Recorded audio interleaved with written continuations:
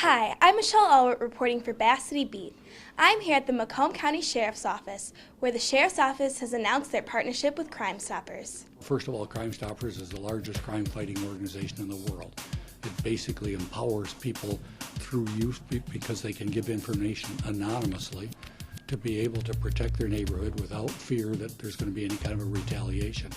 So the Crime Stopper part of it really builds on the Neighborhood Watch part of it. It's the same. We work together. Neighborhood watches are very important because we've got to look out for each other. Today, too often, we're like individual little silos. You know, we drive home, we push the garage door opener, we drive in our garage, the garage door shuts. We don't know our neighbors as well. Neighborhood Watch really helps neighbors to get to know each other, and they become the eyes and ears of the neighborhood to make sure that there are not thefts and home invasions, auto thefts, and that protects everybody's property. And we always talk about law enforcement being in and around the neighborhoods, trying to catch people and watch what they're doing. But for the most part, a lot of times we get our information from the public. In other words, if there's a home invasion, if somebody's car is being broken into, domestic violence, most often people are calling us on 911 saying, hey, we noticed something, we heard something, we saw something, and that's usually when police respond. So we want to encourage people to engage them in this idea of, if you see something, let us know.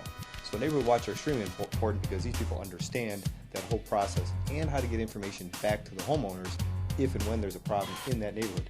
They're a great conduit, a great source of information both ways. It's a two-way communication process. They inform us when things are happening, and as well, when something does happen, we inform them and they get the word out. An effective watch group is where they basically get all the people involved. They'll never get 100%, so they shouldn't get discouraged if some people don't participate. But a good neighborhood watch group, one, requires a really good leader, somebody that in fact can pull everybody together.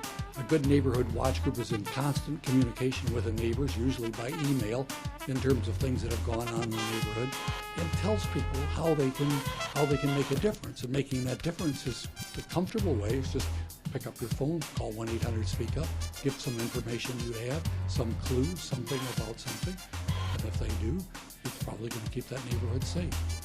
We've had a number of success stories, and again, one that I think is most memorable to me is a lady who was in her 90s. She happened to be coming home with her daughter. Her daughter was in her 70s. They were driving home to a condo complex and happened to be in Macomb Township.